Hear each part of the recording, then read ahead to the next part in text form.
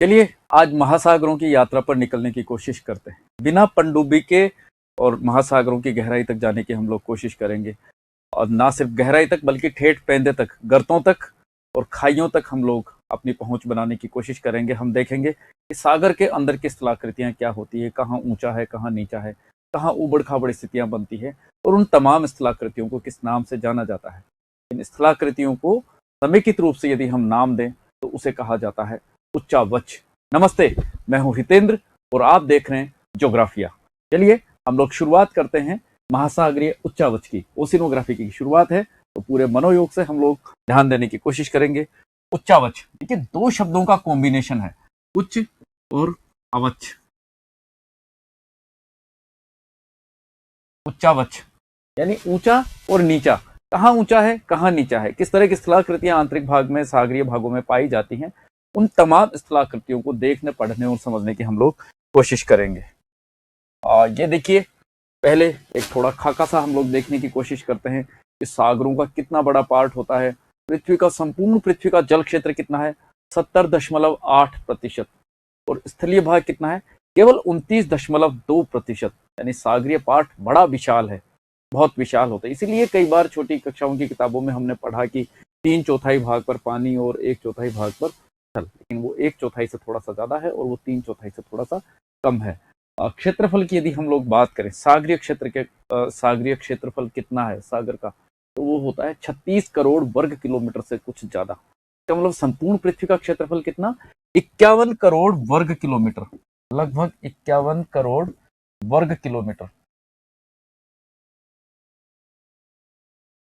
स्थल भाग कितना बचा, 15 करोड़ वर्ग किलोमीटर से कम, लगभग 14.89 वर्ग करोड़ वर्ग किलोमीटर के आसपास स्थलीय भाग होता है। इसका मतलब आप देखिए कि जो समुद्री भाग है वो स्थल भाग से कितना ज्यादा हो गया है। वैसे यदि हम बात करें तो ये लवणीय यानी खारे जल की अथाह जल राशि होती है। महासागर और सागर, 97% जल पाया जाता है पृथ्वी पर। जहां जहां जिस जिस रूप में जल है उसका लगभग 97% केवल महासागरों में वो खारा जल है। अब फिर शुद्ध जल कितना बचा, 3%। शुद्ध जल का मतलब जिसको पिया जा सकता है, जिसको मीठा पानी हम लोग कहते हैं। उस मीठे पानी का भी यदि हम बाइफर्केशन करें, वर्गीकरण करें, हालांकि समुद्री उच्चावचों से इसका सीधे तौर पर कोई संबंध नहीं, लेकिन फिर भी लगे हाथ कुछ फैक्ट हैं, उनको हम थोड़ा सा देख लेते हैं। देखिए, अलवणीय शुद्ध जल ये कितना हुआ, 3%। इस 3% को वापस यदि हम बर्फ बाइफर्केट करें तो हिम जल कितना, हिम के रूप में बर्फ जमी हुई है ग्लेशियरों पे, ऊंचे पहाड़ों पर, उत्तरी ध्रुव, दक्षिण ध्रुव के आसपास, 2% से ज्यादा। और उसके बाद ये 0.9% और 0.03% क्या क्या है, एक तो भूमिगत जल बड़ा पार्ट है 0.9%, 1% से थोड़ा सा कम। और 0.03% ये कितना है, मानवीय उपयोग के लिए, जो नदियों में होता है, जो झीलों में होता है, जो सतही जल होता है, जो मानव की पहुंच में होता है, जिसको मानव इजीली यूज कर पाता है, वो है मात्र 0.03%। ये थोड़ा सा हम लोग ध्यान रख लेंगे। उसके बाद हम चलते हैं आगे की ओर। ये देखिए, ये 4 महासागर आपके सामने हैं। प्रशांत महासागर, ये प्रशांत है, ये लिखा हुआ है पैसिफिक, ये अटलांटिक, ये अंध महासागर है, अटलांटिक ओशन, ये इंडियन ओशन, ये हिंद महासागर है, और ये आर्कटिक ओशन, ये इसको उत्तरी ध्रुव महासागर के नाम से भी जाना जाता है, आर्कटिक। क्षेत्रफल देख लीजिए, सबसे बड़ा है प्रशांत महासागर, कितना, 16.5 करोड़ वर्ग किलोमीटर। अभी थोड़ी देर पहले हमने बात की थी, इसके विशाल आकार का अंदाजा आप देखिए कि संपूर्ण स्थल भाग का मतलब पृथ्वी के 7 महाद्वीप, ये कितना हुआ, 14.89 करोड़ वर्ग किलोमीटर। और अकेला प्रशांत महासागर 16.5 करोड़ वर्ग किलोमीटर। यानी पृथ्वी के संपूर्ण स्थल भाग से ये अकेला प्रशांत महासागर ज्यादा है, ये करोड़ वर्ग किलोमीटर में है आंकड़ा। उसके बाद अंध महासागर की बारी आती है, 8.2 करोड़ किलोमीटर क्षेत्रफल के साथ इसका दूसरा क्रमांक होता है। तीसरा क्रमांक हिंद महासागर का है, 7.3 करोड़ वर्ग किलोमीटर। और चौथा क्रमांक किसका है, आर्कटिक महासागर का, लगभग 1.4 करोड़ वर्ग किलोमीटर। बहुत सारी जानकारियां नहीं है आर्कटिक महासागर के बारे में, बहुत कम जानकारियां उपलब्ध है, क्योंकि उत्तरी ध्रुव के पास इर्द गिर्द होने के कारण ये हमेशा तापमान, सर्दी गर्मी सभी पूरे 12 महीनों इसका तापमान बहुत कम होता है यहाँ पर। और बर्फ का लगभग स्थायी आवरण होता है। आर्कटिक महासागर के बहुत सारे हिस्से पर आप चहलकदमी कर सकते हैं इजीली, आपको कोई परेशानी नहीं होगी, आप डूबेंगे नहीं, बर्फ है। और इस वजह से आंतरिक भाग में जाकर मानव बहुत ज्यादा अन्वेषण अनुसंधान नहीं कर पाया है, ये थोड़ा सा ध्यान रखेंगे। इसलिए मोटे तौर पर हम बात करेंगे 3 महासागरों की। अभी ये कॉमन चैप्टर है, हम लोग देखेंगे कि कौन कौन से उच्चावच होते हैं सागरों के भीतर। और ये सबसे पहले आप देखिए, इसमें भी ये 2 फैक्ट हो रहे हैं आपके सामने, 840 और ये 3800 मीटर। स्थल भाग की औसत ऊंचाई कितनी? स्थल भाग कौन सा? यही जिसके ऊपर मैं और आप और हम सबकी दिनचर्या चलती है, ये स्थल भाग है। यहाँ माउंट एवरेस्ट भी पाया जाता है, एल्ब्रूज पर्वत भी पाया जाता है, आल्प्स भी है, एवरेस्ट भी है। ये तमाम जो स्थल भाग हैं और छोटे छोटे मैदानी भाग भी हैं, इन सबका यदि औसत निकाला जाए स्थल भाग का, तो औसत ऊंचाई होती है 840 मीटर। लेकिन दूसरी ओर यदि हम बात करें महासागरों की औसत गहराई कितनी, तो लगभग 3800 मीटर महासागरों की औसत गहराई पाई जाती है। इससे कम भी होता है, इससे ज्यादा भी होता है, लेकिन यदि औसत गहराई की बात होगी तो हम कहेंगे 3800 मीटर। चलिए, उसके बाद ये 4 आपके सामने स्थलाकृतियां नजर आती हैं सागरों में मोटे तौर पर, जिनको हम लोग स्टडी करने की कोशिश करेंगे। ये सबसे पहले है नंबर 1 पर मग्न तट, कॉन्टिनेंटल शेल्फ, महाद्वीपीय मग्न तट। दूसरे नंबर पर आता है मग्न ढाल, ये मग्न तट है नंबर 1। ये नंबर 2 पर है मग्न ढाल। और उसके बाद ये सागरीय मैदान, ये नंबर 3 होता है। और फिर इसमें और बहुत सारी स्थलाकृतियां देखने को मिलती है, इसमें कटक भी होते हैं महासागर के बीच में। और ये एबिजल प्लेन, ये अगाध सागरीय मैदान, जिसको द्रोणी के नाम से, सागरीय द्रोणी के नाम से जाना जाता है। और उसके बाद आप देखिए इस सागरीय पेंदे में कुछ गहरे भाग, जिनको गर्त और खाई के नाम से जाना जाता है। सागर का सबसे गहरा भाग कौन सा है? खाई और गर्त। सबसे गहरे की यदि बात होगी तो डीप यानी गर्त हम उसको कहेंगे। ये सागर की एक खुली सी विवेचना है। आप यहाँ थोड़ा सा एक बात यहाँ ध्यान देने योग्य है, ये जो महाद्वीपीय मग्न तट है, ये स्थल भाग के बाद में जैसे ही आप सागर में प्रवेश करने की कोशिश करते हैं, तो सागर का जो तट होता है उसी का भाग महाद्वीपीय मग्न तट के नाम से जाना जाता है। इसकी संरचना, इसकी बनावट, इसकी स्थलाकृति स्थल भाग जैसी होती है। सागर का पार्ट नहीं है, स्थल भाग है जो सागर में डूब गया है, इसलिए इसको महाद्वीपीय मग्न तट के नाम से जाना जाता है। ये सागर का तल होता है और ये सागर का तल होता है और यहाँ इसका ढाल बहुत कम होता है, बहुत कम गहराई के साथ, बहुत कम ढाल के साथ ये धीरे धीरे स्टेप बाय स्टेप आंशिक रूप से ढाल बनाता हुआ सागर के अंदर प्रवेश करता है, ये स्थिति होती है। ठीक है, इसके बाद में महाद्वीपीय मग्न ढाल होता है। ढाल थोड़ा सा ज्यादा बढ़ जाता है। थोड़ी देर पहले हमने बात की थी कि ये सागर का तल और ये महाद्वीपीय मग्न ढाल, इसमें अब थोड़ा सा ज्यादा ढाल हो गया। ये दूसरे नंबर का। तीसरे नंबर पर फिर आते हैं हम अगाध सागरीय मैदान, सागर का भीतरी भाग, उसका पैंदा, उसकी द्रोणी, जिसके ऊपर बहुत सारी स्थलाकृतियां पाई जाती हैं, बहुत सारे अवसाद वहां पर देखने को मिलती हैं। फिर गर्त हैं और खाई हैं। के बाद में हम थोड़ा सा वर्गीकरण देखने की कोशिश करेंगे कि ये जो 4 स्थलाकृतियां हमने डिस्कस की हैं, महाद्वीपीय मग्न तट, महाद्वीपीय मग्न ढाल, उसके बाद में सागरीय मैदान, गर्त और खाई, इनका प्रतिशत कितना है, कितना इनका क्या क्या इनका बाइफर्केशन होता है। तो ये औसत है। देखिए, महासागर प्रशांत, अंत और हिंद, आर्कटिक महासागर की हम बात नहीं करेंगे, उसके बारे में ज्यादा जानकारियां उपलब्ध नहीं है, और परीक्षा की दृष्टि से ये 3 महासागर आपके सामने ज्यादा इंपॉर्टेंट होते हैं। तो ये देखेंगे सभी महासागरों का, पृथ्वी पर जितने महासागर पाए जाते हैं उनका जितनी जानकारी हम लोगों को मिल पाई है, उस दृष्टि से यदि हम विवेचन करें तो एक औसत मग्न तटों का प्रतिशत है 8.6%। संपूर्ण पृथ्वी के संपूर्ण महासागरों में औसत मग्न तट कितने पाए जाते हैं? 8.6%। सागरों के 8.6% पर। महाद्वीपीय मग्न ढाल कितना है? 8.5%। फिर अगाध सागरीय मैदान कितना है? लगभग 76%, 75.9%। ये अगाध सागरीय मैदान है। और गर्तों का प्रतिशत कितना? बहुत कम, केवल 7%। अब प्रश्न क्या बनता है? यहाँ प्रश्न ये बनता है कि महासागर स्थलाकृतियों में सबसे बड़ा प्रतिशत किसका पाया जाता है? आपका जवाब होगा अगाध सागरीय मैदानों का, लगभग 76%। और सबसे कम किसका? गर्तों का। हम जानते हैं गर्त काफी गहरे होते हैं, बहुत बड़ा क्षेत्रफल वो कवर नहीं करते, तो बहुत गहराई का भाग होता है, संकरे होते हैं, गहराई तक होते हैं, इसलिए इनका प्रतिशत सबसे कम होता है। मग्न तट और मग्न ढाल का भी याद रखेंगे, 8.5 और 6%। ये एक थोड़ा सा आंकड़ा आप मेमोराइज करने की कोशिश करेंगे, ये ध्यान रखेंगे।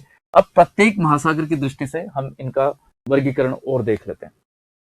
ये देखिए, प्रशांत महासागर में 5.7% मग्न तट है, 7% मग्न ढाल है और 80.3% अगाध सागरीय मैदान है और 7% गर्त है।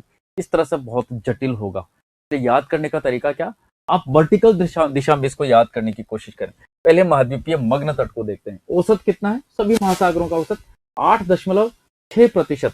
फिर एक एक महासागर की दृष्टि से यदि हम लोग बात करें तो वो कितना है? प्रशांत महासागर में 5.7%, अंध महासागर में 13.3% और हिंद महासागर में 4.2%।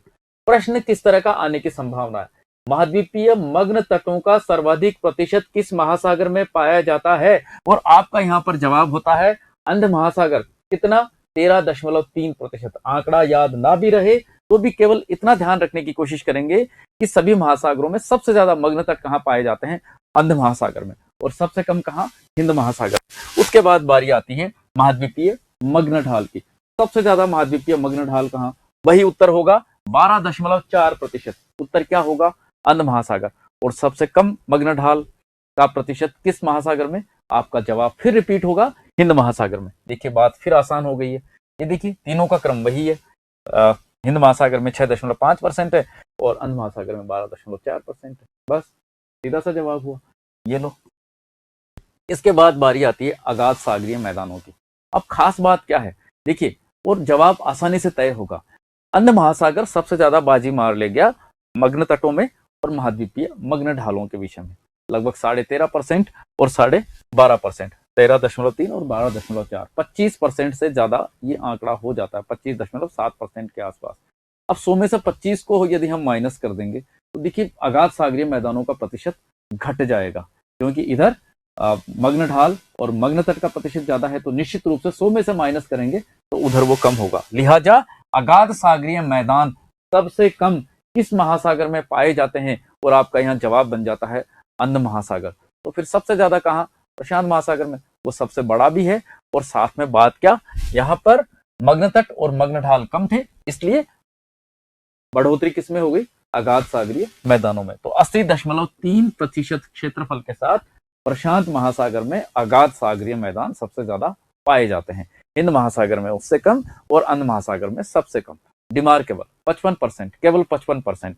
उसके बाद बारी आती है गर्त और खाइयों की। देखिए एवरेज तो था 7%, लेकिन एक एक महासागर की दृष्टि से हम लोग बात करें तो सबसे ज्यादा होता है 19% किसमें? अंध महासागर में। का मतलब अब आप याद कर लीजिए, अंध महासागर में महाद्वीपीय मग्न ढाल शेष महासागरों से ज्यादा है, अंध महासागर में महाद्वीपीय मग्न तट शेष महासागरों से ज्यादा है, अंध महासागर में गर्त या खाइयों का प्रतिशत भी शेष महासागरों से ज्यादा है। तो कम किसमें बच गया? अगाध सागरीय मैदानों में। यहीं पे ये टेबल याद हो गई, आंकड़े रटने की आपको जरूरत नहीं है, केवल जिस तरह से मैंने इसको एक्सप्लेन करने की कोशिश की है इसी तरह से आप भी इसको याद करने की कोशिश करेंगे। उसके बाद बारी आती है ये मग्न तट, मग्न ढाल, सागरीय मैदान, गर्त और खाई। हम लोग बात कर चुके हैं। ये मग्न तट है, ये वाला, इसकी भूवैज्ञानिक संरचना स्थल भाग जैसी होती है। हमने कहा ना, ये स्थल का, महाद्वीप का वो पार्ट है जो सागर में डूब गया है। इसका ढाल बहुत कम होता है, बहुत कम होता है। और आप इस पर, ऐसा नहीं है कि आप सागरीय पानी में एकदम से आपने पैर रखा और आप ठेठ पेंदे में चले गए, और धीरे धीरे ढाल पैदा होता है, धीरे धीरे आप गहराई की ओर बढ़ना शुरू करते हैं। तो सबसे पहली स्थलाकृति कौन सी होगी? महाद्वीपीय मग्न ढाल। यहाँ आपका एक प्रश्न और तैयार होता है, यदि हम महाद्वीपीय किनारे से सागर की गहराई तक बढ़ने की कोशिश करें तो इस सामने आने वाली स्थलाकृतियों का क्रम क्या होगा? तो आपका जवाब होगा सबसे पहले महाद्वीपीय मग्न तट पर हम जाएंगे, उसके बाद मग्न ढाल आएगा, उसके बाद सागरीय मैदान आएगा और सबके बाद में गर्त या खाई आएगी। ये क्रम होगा। उल्टे क्रम से आप फिर इसको उल्टा कर दीजिए, सबसे पहले गर्त खाई, उसके बाद मैदान, उसके बाद महाद्वीपीय ढाल और उसके बाद महाद्वीपीय मग्न तट। ये ध्यान रखने की कोशिश करेंगे। चलिए मग्न तटों को थोड़ा सा हम लोग डिस्कस कर लेते हैं। महाद्वीपीय मग्न तट, इसको याद रखेंगे, ये महाद्वीप का सीमांत क्षेत्र है, स्थल का निकटवर्ती भाग या महाद्वीप का सीमांत क्षेत्र। यानी महाद्वीप का अंत कहाँ माना जाता है? महाद्वीपीय मग्न तट तक आते आते, यानी महाद्वीप का जो अंत है वो पानी में डूबा हुआ है। ये थोड़ा सा ध्यान रखने की कोशिश कर लेंगे। गहराई कितनी? ये 2-3 आंकड़े आपके सामने हो। 100 फैदम का मतलब 600 फीट, यानी दोस्तों 1 फेदम का मतलब कितना हुआ, 3 फीट, सॉरी 6 फीट। 1 फेदम का मतलब 6 फीट, तो 100 फेदम का मतलब 600 फीट। यदि हम इसको इस मीटर की बात करें तो लगभग 200 मीटर, 600 फीट में लगभग मोटा मोटा यदि हम बात करें तो 200 मीटर ये महाद्वीपीय मग्न तट की औसत गहराई होती है। ठीक है, उसके बाद ये देखिए ढाल कितना है, 1 से 2 डिग्री का कोण बनता है। ये सागर का पानी है, सागर का तल, सागर का तल जो ऊपरी सतह है सागर की, जिसको औसत समुद्र तल कहा जाता है। और यहाँ से ये महाद्वीपीय स्थल भाग है और यहाँ ये मामूली सा ढाल बनाता है, केवल 1 से 2 डिग्री का बिल्कुल मंद ढाल, आप आसानी से चहलकदमी कर सकते हैं उसके ऊपर। ये वाली स्थिति 2 मीटर प्रति किलोमीटर को ध्यान रख लेंगे। उसके बाद में ये समाप्त कहाँ होता है, अत्यंत तीव्र ढाल पर जाकर के ये समाप्त होता है, मग्न ढाल।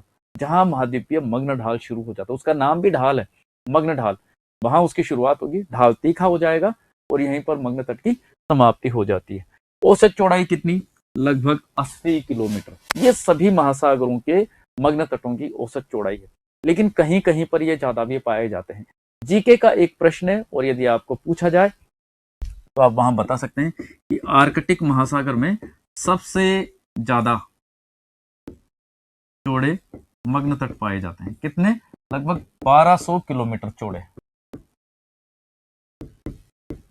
आर्कटिक महासागर, क्योंकि वहां ग्लेशियल एक्शन हुआ है, हिमानी क्रिया हुई है, हिमानी की वजह से अपर्दन हुआ है, यू आकार की घाटियां बनी और वो बहुत ज्यादा चौड़े और गहरे मग्न तट वहां पर देखे जाते हैं। औसत चौड़ाई 80 किलोमीटर और कहीं पर इससे ज्यादा भी होता है, कहीं पर इससे कम भी होता है। भारत की यदि बात करें, ये भारत का ये अरब सागर वाला हिस्सा, ये बंगाल की खाड़ी वाला हिस्सा,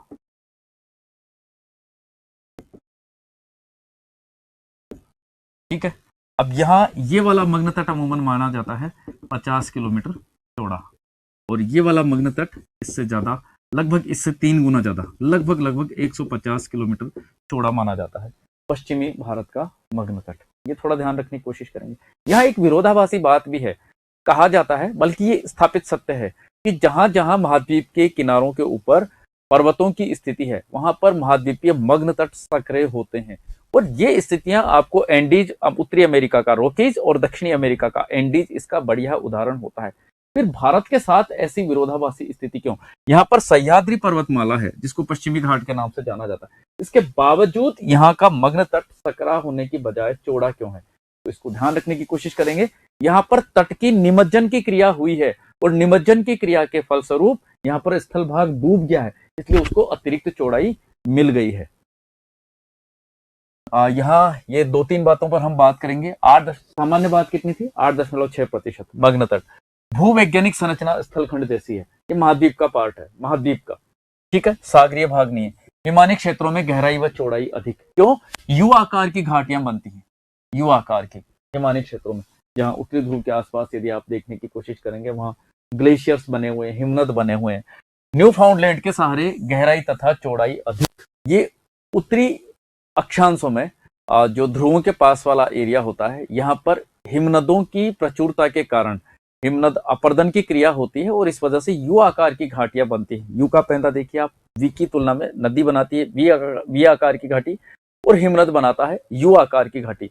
वो बिल्कुल ऊर्ध्वाधर अपर्दन होता है, गहरा बनाता है घाटी को और साथ में चौड़ाई भी उसकी बढ़ती है। यू की आपने भुजाएं देखी होंगी, उसमें चौड़ाई ज्यादा होती है वी के बनिस्पत, इसलिए यहाँ पर हिमनद की क्रिया के कारण गहराई और चौड़ाई दोनों ज्यादा देखने को मिलती है। हिमनद की क्रिया, मुहानों और प्रवाल भित्ति के क्षेत्रों में गहराई और चौड़ाई दोनों कम मिलती हैं। मुहानों पर नदियां अवसाद लाती, मुहाना किसका, नदियों का, वो अपने साथ बहुत सारे पदार्थों को ला करके सागर में निक्षेपित कर देती हैं, इसलिए वहां पर लगातार अवसादीकरण की क्रिया के कारण डेल्टा बढ़ता जाता है, सागर का जो गहराई है वो कम होती जाती है, वो स्थल भाग के रूप में निर्मित होता जाता है। तो ये एक बड़ा तार्किक कारण है कि नदियों के मुहानों के पास मग्न तटों की गहराई कम होती है और साथ में चौड़ाई भी कम होती है। प्रवाल भित्तियों के क्षेत्रों में भी ऐसा ही होता है, प्रवाल भित्तियां मग्न तटों पर विकसित होती हैं और अपना स्वयं की एक संरचना वो निर्मित कर लेती है, इसलिए वहां पर गहराई और चौड़ाई दोनों कम होने लगती हैं। मग्न ढाल की बात करेंगे, ये महाद्वीपीय मग्न तट यहाँ पर समाप्त हो और उसके बाद आप देख पा रहे हैं कि एकदम से गहराई बढ़ गई है, इसको कहा जाता है महाद्वीपीय मग्न ढाल। एकदम से ढाल पैदा हो गया। चलिए देखते हैं इसके बारे में। ये देखिए एवरेज बात कितनी थी, 8.5% क्षेत्रफल पर ये मौजूद है। और मग्न तट से आगे का ये हम चर्चा कर भी चुके हैं, उससे आगे का जो ढालू भाग है 2 से 5 डिग्री का ढाल यहाँ पर अमूमन होता है। 2 से 5 डिग्री का ढाल, पहले ढाल ऐसा था लगभग 1 से 2 डिग्री, और अब ढाल हो गया ऐसा। यहाँ पर कोई भी अवसाद रुक नहीं पाएगा, कोई भी अवसाद। आप यहाँ पर चीज रखें और वो एकदम से गिरती हुई नीचे चली जाएगी। ये खास बात है महाद्वीपीय मग्न ढाल की। ढाल ज्यादा होने के कारण यहाँ पर अवसादीकरण की क्रिया अमूमन नहीं होती। महासागरीय जो निक्षेप है वो यहाँ पर नहीं पाए जाते, क्योंकि वो फिसल कर सागरीय पेंदे में पहुंच जाते हैं। गहराई कितनी है, लगभग 200 से 3000 मीटर तक, लेकिन कहीं कहीं ये 3600 मीटर तक भी देखी गई है। 3600 मीटर तक महाद्वीपीय मग्न ढाल देखा जाता है। एक एवरेज गहराई की यदि हम बात करें तो हमारा जवाब होता है 200 से लगभग 3000 मीटर तक ये गहरे होते हैं। ढाल कितना, 2 से 5 डिग्री। और इसको आप ध्यान रखेंगे, महासागरीय निक्षेपों का अभाव होता है, कोई अवसाद यहाँ पर टिक नहीं पाता। ये देखिए ढाल ज्यादा होगा तो कोई चीज टिक नहीं पाएगी और वो फिसलकर नीचे पेंदे में चली जाएगी। ये महाद्वीपीय मग्न ढाल की बात थी। उसके बाद हम लोग बात करते हैं सागरीय मैदान की। ये सागरीय मैदान है। सागरीय मैदानों पर बहुत सारी चीजें होती हैं। ये कटक भी होता है, यहाँ पर कंदराएं भी होती हैं, और इसके अलावा यहाँ पर समुद्री गिरी भी होता है, जिसकी हम लोग चर्चा करने वाले हैं। समुद्री गिरी जो सी माउंट के नाम से जिसको जाना जाता है, गियो या गायट के नाम से जिसको जाना जाता है, ये भी यहाँ पर पाया जाता है। तो ये सागरीय मैदान है जो सागर का बिल्कुल पेंदे वाला भाग है। इसको सागरीय द्रोणी के नाम से भी जाना जाता है। ये देखिए सर्वाधिक विस्तृत मंडल, लगभग 76% भूभाग पर। 75.9 को याद ना करें आप, लगभग 76% को याद करें, याद राउंड ऑफ कर दीजिए ताकि याद करने में भी एक आसानी रहे। 3 से 6000 मीटर तक इसकी गहराई होती है। 3 से 6000 मीटर, मोटा मोटा थोड़ा सा याद रख लीजिए, कहीं ज्यादा कहीं कम, केवल एक औसत गहराई की हम लोग बात कर रहे हैं। ढाल कितना, अत्यंत मंद, बिल्कुल जहां आप और हम जिन मैदानों में रहते हैं और जहां बिल्कुल खेती की जाती है, बिल्कुल ना के बराबर ढाल होता है, लगभग वैसी ही स्थितियां इस मैदान में भी पाई जाती है। ढाल ना के बराबर, इसी वजह से इसको सागरीय मैदान की संज्ञा दी गई है। जिस तरह से हमारे यहाँ गंगा का मैदान देखा जाता है, बनास का मैदान देखा जाता है, लंबे चौड़े मैदानी भूभाग, इससे भी कई गुना ज्यादा विशालकाय समतल सा मैदानी भूभाग पाया जाता है, जिसको सागरीय मैदान के नाम से हम लोग जानते हैं। अब इसकी ये बात हो गई थी, अटलांटिक में कम विस्तार है। क्यों? तार्किक कारण क्या? क्योंकि वहां मग्न ढाल और मग्न तट का प्रतिशत ज्यादा है, इसलिए अटलांटिक ओशन में उसका कम विस्तार है, और पैसिफिक ओशन में यानी प्रशांत महासागर में वो सबसे ज्यादा पाए जाते हैं। सागरीय जीवों, इसको देखिए, पौधों और क्षारीय पदार्थों का निक्षेप यहाँ पर हो। कुछ तो निक्षेप हो गया महाद्वीपीय मग्न तट पर। महाद्वीपीय मग्न तट से नीचे यदि कोई निक्षेप पहुंचता है तो अमूमन वो महासागरीय ढाल के ऊपर, महाद्वीपीय मग्न ढाल के ऊपर वह टिक नहीं पाता, क्योंकि ढाल ज्यादा होता है और फिसल कर वो नीचे सागरीय मैदान में पहुंच जाता है। इसलिए यहाँ पर सागरीय जीवों के अवशेष भी पाए जाते हैं, कुछ पौधे भी वहां पर पाए जाते हैं, और क्षारीय पदार्थों का भी निक्षेप वहां पर पाया जाता है।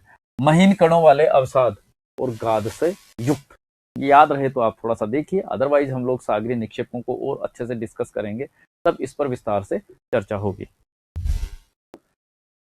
चलिए, ये इतनी बात होने के बाद आपका चौथा जो उच्चावच है, गर्त या खाई, रिलीफ, फोर्थ रिलीफ, गर्त या खाई के नाम से जिसको जाना जाता है, और ये काफी संकरे भूभाग होते हैं। ये देखिए, ये विवर्तनिक घटनाएं जहां घटती हैं पृथ्वी पर, विशेष रूप से जहां विनाशात्मक प्लेट किनारे होते हैं, विनाशात्मक प्लेट किनारे, प्लेट टेक्टोनिक्स में हम इसको पढ़ने की कोशिश करेंगे। अभी सिर्फ इतना ध्यान रखने की कोशिश कीजिए कि जहां पर पृथ्वी के आंतरिक भाग में विनाशात्मक प्लेट किनारे होते हैं, उन प्लेट किनारों के विनाशात्मक प्लेट किनारों के आसपास गर्त पाए जाते हैं। ये इनका ढाल काफी तीखा होता है, बिल्कुल खड़ा ढाल होता है, और ये काफी सकरे होते हैं। ये देखिए सबसे गहरे भाग, गर्त, ढाल खड़ा हुआ, बिल्कुल गहरा, कोई चीज आप इसके ऊपर रखिए, ये तुरंत ठेठ पेंदे तक पहुंच जाएगी। सागरीय नितल के 7% भूभाग पर ये पाए जाते हैं। सबसे कम विस्तार, सबसे ज्यादा विस्तार किसका था? अगाध सागरीय मैदानों का, और सबसे कम विस्तार किसका? गर्तों का। फिर देखिए, महासागरों में अब तक कुल 57 गर्तों का मालूम चल पाया। उसमें सबसे ज्यादा गर्त कहाँ है? पैसिफिक ओशन में। कितने? 32, प्रशांत महासागर में 32, अटलांटिक ओशन में 19, और हिंद महासागर में भी लगभग 5, 6, 7 गर्तों का मालूम चल पाया। ये एक संख्या है, कई बार हो सकता है कि अपडेशन में थोड़ी सी कमी हो, ये थोड़ा सा ध्यान रखने की कोशिश करेंगे। लेकिन लेटेस्ट बुक्स में जो जानकारी मिल पाती है वो लगभग 57 डीप्स की मिल पाती है, और उसका बाइफर्केशन आपके सामने मौजूद है। अब सबसे गहरा गर्त या खाई कौन सी है? Mariana trench, 11,022 metre. आपको 11,033 भी मिलता है, 11,011 भी मिलता है। आप 11,022 को लॉक करें, ध्यान रखें। और यदि इसमें कंफ्यूजन भी है तो दोनों ऑप्शन एक साथ नहीं आएंगे, 11,033 या 11,022। आप इसको थोड़ा ध्यान रखने की कोशिश कीजिए। देखिए, माउंट एवरेस्ट स्थल भाग से जितना ऊंचा है, 8,848 मीटर ऊंचा, उसकी ऊंचाई से भी ज्यादा गहराई है मेरियाना ट्रेंच की। अब यहाँ एक समझने वाली बात और है, एक खाई होती है, खाई, ये खाई, इस खाई का सबसे जो गहरा भाग होता है उसको हम गर्त कहते हैं। यानी खाई लगभग चौड़ी होती है, खाई संकरी और लंबी संरचना होती है, संकरी और लंबी संरचना। इस लंबी और संकरी संरचना का जो सबसे गहरा भाग होता है उसको हम गर्त के नाम से जानते हैं। लेकिन एक मिस्टेक अक्सर देखी गई है, एक नासमझी, जो भी है आप थोड़ा सा अपनी समझ को विस्तृत करने की कोशिश करेंगे। मेरियाना ट्रेंच है, ट्रेंच का मतलब खाई, तो 11,022 मीटर की जो गहराई है वो मेरियाना की नहीं है, वो बेसिकली चैलेंजर है, चैलेंजर गर्त। क्या नाम है उसका? चैलेंजर गर्त। और प्रशांत महासागर में फिलीपाइन द्वीप समूह, आप एटलस लेके बैठिए और उसमें देखने की कोशिश कीजिए। मैं तो बताऊंगा जब हम पैसिफिक ओशन के उच्चावचों की बात करेंगे अगले चैप्टर में, तो मैं बताऊंगा, अदरवाइज आप भी एटलस में इसको लेके बैठें और इसको देखें। तो फिलीपाइन द्वीप समूह के पास मेरियाना ट्रेंच है, मेरियाना नाम की खाई। उस मेरियाना नाम की खाई का सबसे गहरा जो भाग है उसको चैलेंजर गर्त के नाम से जाना जाता है। अब कई बार चैलेंजर गर्त की गहराई के नाम से 11,022 का उत्तर मिल जाता है, और कई बार उसकी जगह मेरियाना ट्रेंच भी लिख दिया जाता है। ठीक है, मेरियाना गर्त भी लिख दिया जाता है, तो इससे कंफ्यूज होने की बात नहीं है। 11,022 मीटर का वास्तविक संबंध तो है चैलेंजर गर्त से, लेकिन यदि मेरियाना शब्द भी आता है तो आप असहज ना हो, उसको आप अपना उत्तर बनाएं। इसके बाद में हम लोग बात करते हैं जल संधि की। ये जल संधि क्या है? हो गया, लगभग सागरों की जो मोटी मोटी बात थी वो हम लोग कर चुके हैं। थोड़ी सी एक दो चीजों की जानकारी हो वो हम चर्चा कर लेते हैं। देखिए, इसको जल डमरू मध्य भी कहा जाता है। जल डमरू, आपने डमरू देखा है ना, एक चौड़ा भाग इधर और एक चौड़ा भाग इधर, और बीच में एक संकरा सा हत्ता जिससे हम पकड़ते हैं।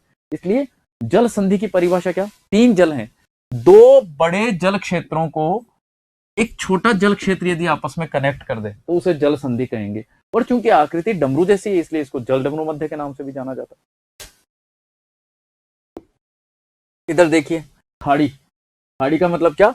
ऐसा जलीय भाग जो 3 ओर से पानी से घिरा हुआ हो उसे क्या कहेंगे? खाड़ी कहेंगे। सीधी सी परिभाषा, जो 3 ओर से थल से घिरा हुआ हो उसे हम खाड़ी कहेंगे।